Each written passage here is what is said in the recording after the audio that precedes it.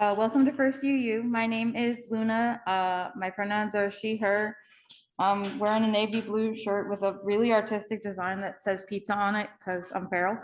And let us begin that by acknowledging that we are gathered on the traditional territory of the Niukonska peoples, known sometimes by the name Osage. The descendants of the people who were forcibly removed from this land by colonists make up the Osage Nation. We acknowledge their continued struggle for justice. I'll be the chalice lighter in the sanctuary today. Ben Soul writes, "We light this chalice, the symbol of our faith, knowing that this morning many others across this land and around the world are doing the same. For us and for our far-flung kin, it is a light of peace, of justice, and of love. But without work, these aspirations flicker out as soon as the candle is extinguished. Let us all join together to accept the challenge of doing the hard work that makes these aspirations real."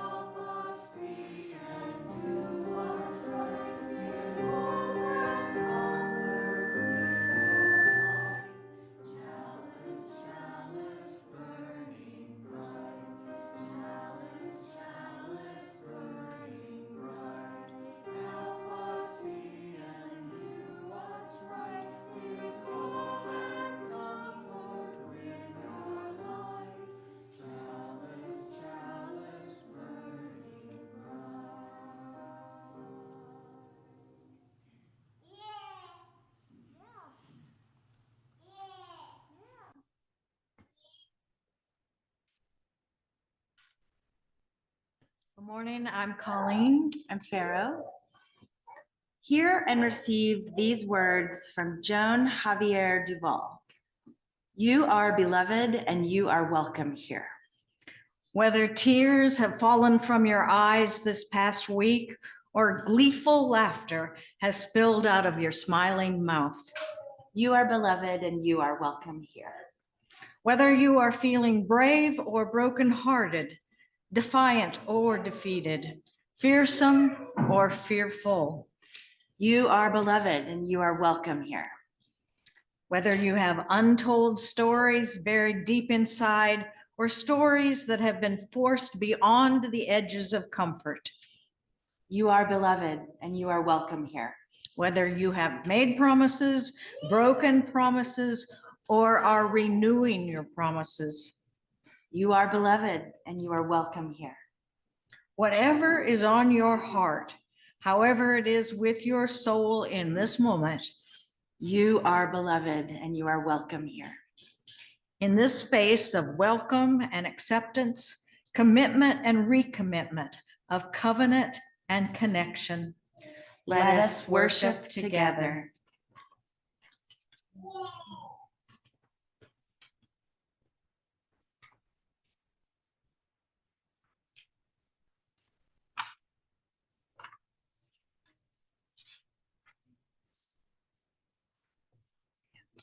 It's AJ. It's not me.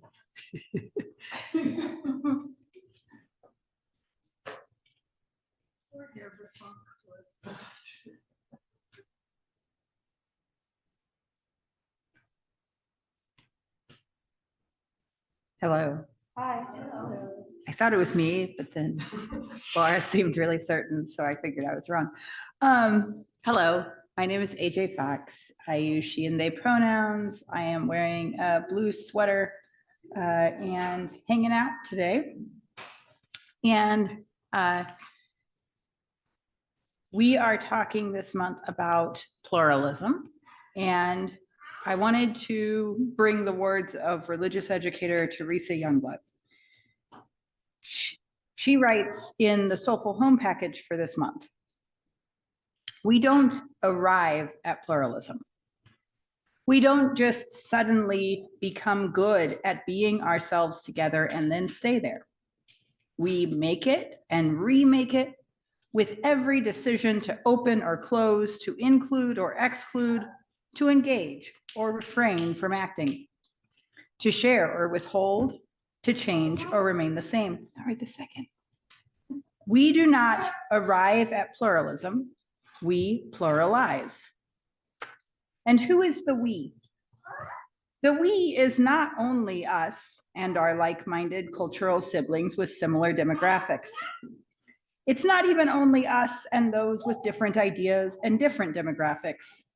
It's me today in this moment, as well as later this afternoon, after I've had a mind-blowing conversation and my world is turned upside down. And it's also you as you are right now, and as you are in 6 weeks when a life event has resolved and you look around blinking and feeling as if you're just waking up. And it's also the person neither of us has met and whose worldview hasn't yet been spoken into existence. Pluralizing takes us all mid-swirl into the ecstatic dance together. Pluralism calls for each of us to welcome the concept of in process as a personal status and a collective one. It's adopting the discipline of almost continually wondering about, analyzing, naming, evaluating, unlearning, relearning, and integrating the myriad of ways to be human. It's approaching the world with a curiosity about everyone around us. It's holding lightly onto conclusions and beliefs about who we are and who everyone else is too. For yous, this is a faith imperative. To be the hands of the divine in the world, we have to be able to reorient toward and connect with the evolving divine in ourselves and in each unique one of us. That's Teresa Youngblood. And Teresa Youngblood writes incredible things and then often creates activities to go along with them because she is a religious educator. And this is one of the things she created. I picturized it. It was a list, but this is a pluralism scavenger hunt. On the top, it says, we don't arrive at pluralism. We don't just suddenly become good at being ourselves together and then stay there. We make it and remake it with every decision to open or close, to include or exclude, to engage or refrain from acting, to share or withhold, to change or remain the same. We pluralize. And then it has a list of things. And so I'm going to pass these out right now. You can see them up there though. And it asks us,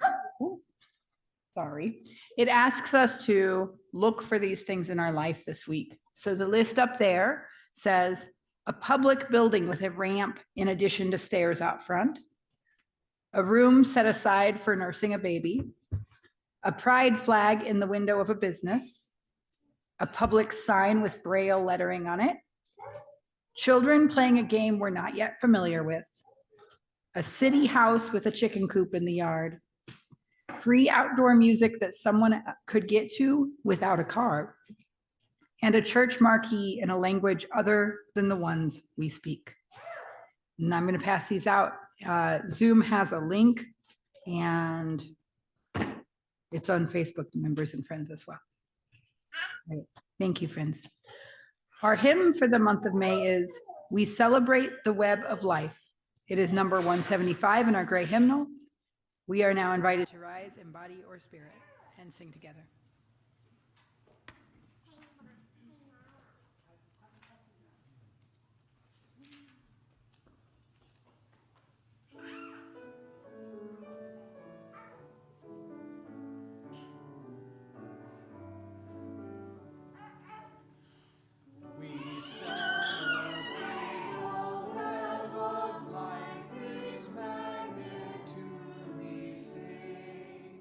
For we can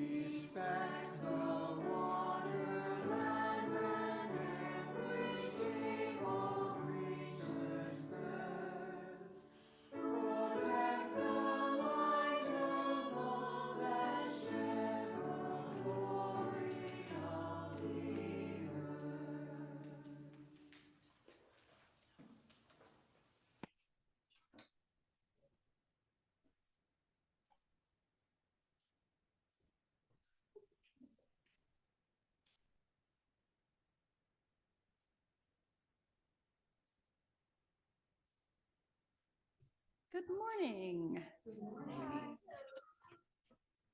Good to see everyone today. I am Reverend Michelle Scott-Huffman. My pronouns are she, her. I'm the minister here at First UU.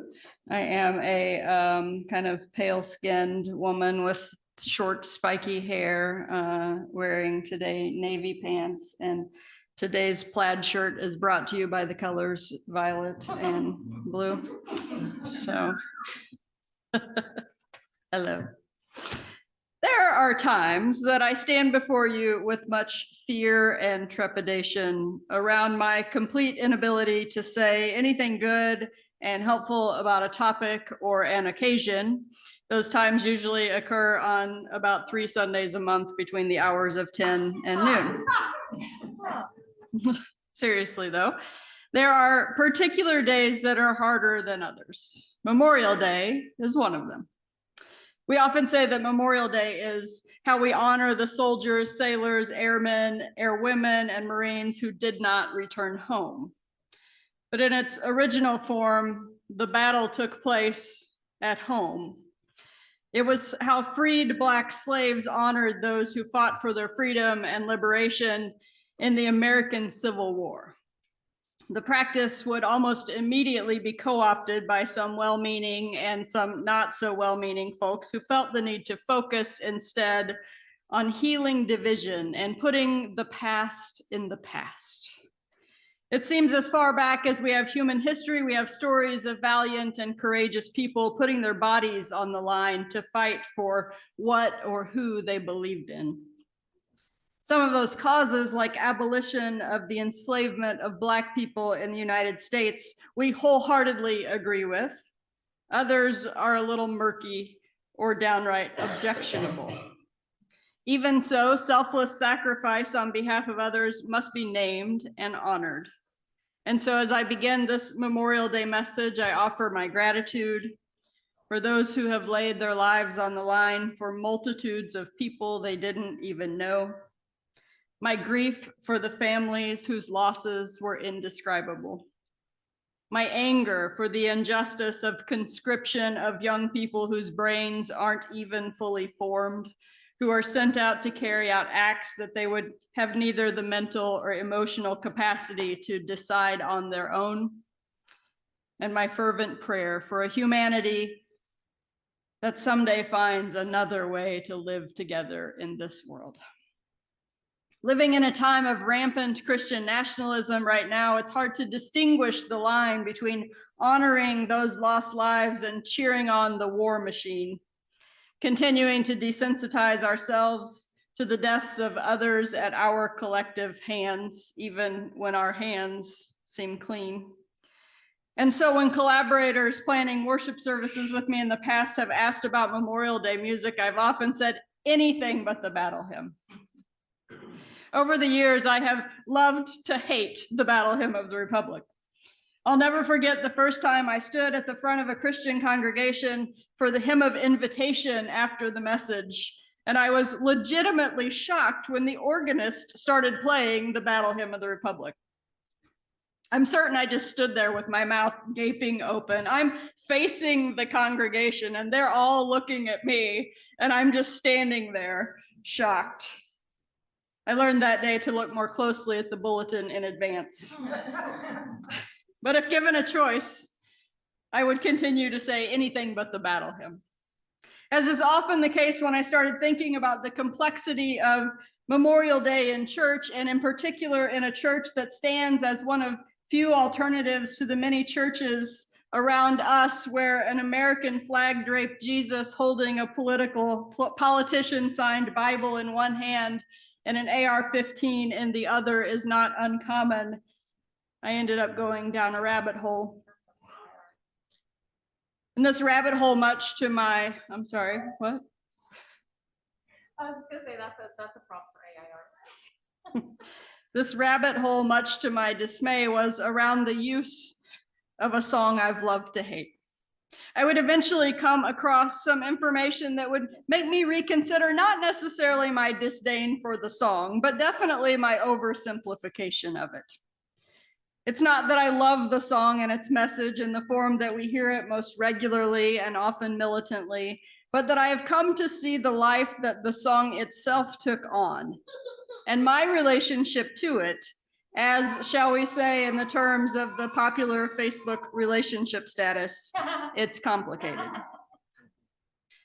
It leaves me leaning in toward my own contradictions with more curiosity than certainty, more curiosity than judgment. What if we look closer to the things we despise and saw in them complexity? What if we saw efforts at peacemaking and other justice movements that don't go far enough in our modern sensibility as stepping stones that got us to our modern sensibilities?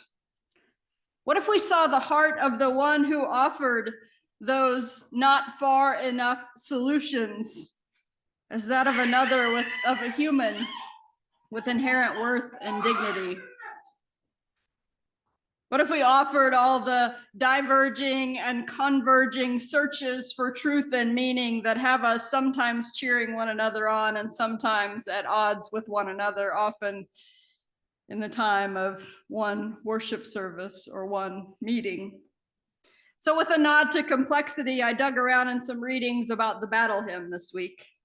You may remember back in February, our hymn of the month for the whole worship service was John Brown's Body, which was a forerunner of the Battle Hymn of the Republic, though it wasn't the first version of a song to that tune. The first known written version was published about 1807 while being used at a camp meeting revival organized by Stith Mead and 8 other ministers at Boiling Spring, Virginia. It would be used at camp meetings throughout the South and eventually spread north through various ecumenical gatherings. It was known in several hymnals as "Say Brothers" or "Oh Brothers," based on the repeated line, "Oh brothers, will you meet me on Canaan's happy shore?" In the book, The Battle Hymn of the Republic, a biography of the song that marches on, John Stouffer and Benjamin Soskis write, "Say Brothers" is a folk hymn, meaning that it adapted religious texts to a secular tune. Folklorist George Jackson noted in 1943 that "Say Brothers" was a revival spiritual. Revival spirituals are characterized by short, repetitive lines that were easy to memorize and sing without a songbook. They often emerge extemporaneously in camp meetings, sometimes growing out of a chorus or refrain that had been written by the minister, based on intricately worded British hymns that were long and difficult to memorize. So the next known iteration of the song comes in 1861 during the American Civil War and is known as John Brown's Body. The music of "Say Brothers" stuck, even if the lyrics did not. So Union soldiers stationed at Boston Harbor would repurpose the tune of "Say Brothers" to tell the story of abolitionist John Brown. John Brown was a hero, undaunted, true, and brave, and Kansas knew his valor when he fought her rights to save. Then it was among the camps of those Union soldiers where Julia Ward Howe would write the poem, still in 1861, that would become the battle hymn, canonized by its 1862 printing in the Atlantic. Julia grew up in evangelical Christianity, but became a Unitarian after marrying transcendentalist Samuel Howe. They attended Theodore Parker's church. It's said that Theodore Parker often wrote his sermons with a handgun on his desk, ready, if necessary, to defend the lives of the self-liberated, formerly enslaved people who were staying the night in his cellar on their way to Canada and freedom. Julia's beliefs were a complicated mixture of personal piety with apocalyptic imagery associated with the popular and fervent millennialism of the day, and deepening commitments to women's suffrage and abolitionism. An entry in Harvard Square Library notes, Julia became a transformer of culture. She was the co-leader of the American Women's Suffrage Association, served as president of the American Association for Women, and helped to found the General Federation of Women's Clubs. She was the founder of the weekly Women's Journal and contributed for 20 years to its encouragement of coeducation, as well as advocating legal, racial, and gender equality. She wrote a biography of Margaret Fuller and was the first woman elected to the American Academy of Arts and Letters. and her journey into abolitionism was complicated as well. We have records of Julia saying things, unfortunately, like maybe forced labor was better than no labor at all. So when she was asked by Unitarian minister Reverend James Freeman Clark to write some good words for that stirring tune, it was easy for her to imagine that she could shape John Brown's body into something more palatable and less vulgar. Something that might resonate with the well-educated people of the circles in which she traveled. She replied that she had often thought of doing so, but the words had not yet come to her. According to Stouffer, they soon did. She went to bed that night, and as usual, she slept soundly. She later recalled, "I awoke in the gray of the morning twilight, and as I lay waiting for the dawn, the long lines of the desired poem began to twine themselves in my mind. Having thought out all the stanzas, I said to myself, I must get up and write these verses down, lest I fall asleep again and forget them." She jumped out of bed, found a pen, scrawled the verses on the back of a piece of Sanitary Commission stationery, almost without looking at the paper, she said. In the mythology that develops around the creation of the battle hymn, the suddenness of the inspiration suggested a supernatural visitation. But such episodes of nocturnal creativity were not at all unusual for Julia Ward Howe, and had as much to do with the exigencies of her domestic routines as with divine guidance.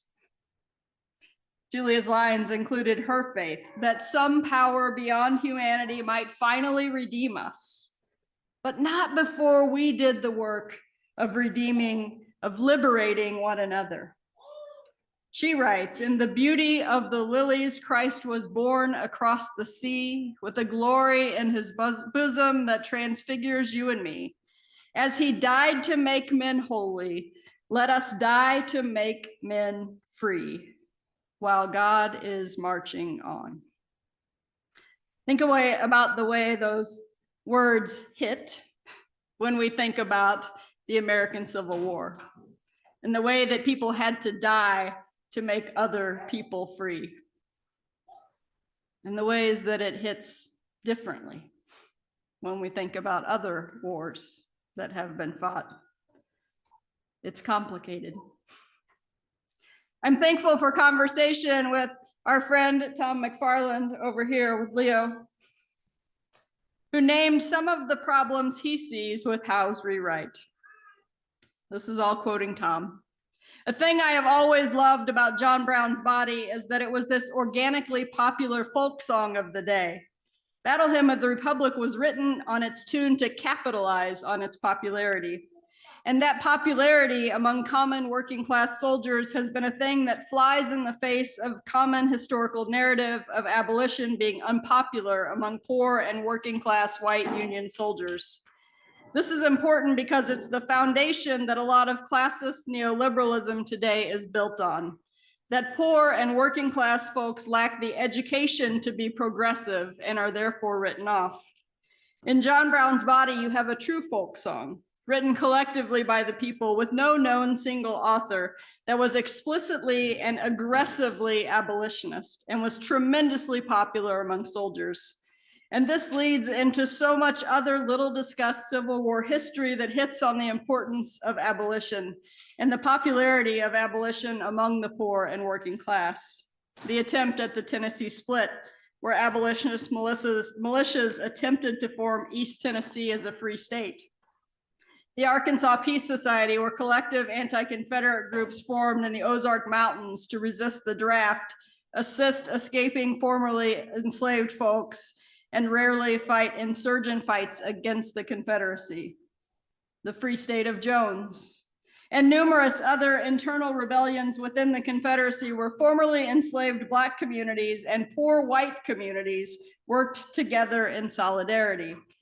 And I've always kind of felt like the Battle Hymn of the Republic is a part of washing away some of that history, reducing the importance of abolition to the people who fought for it, and shifting the focus to an evangelical Christian God as the doer of things rather than the people.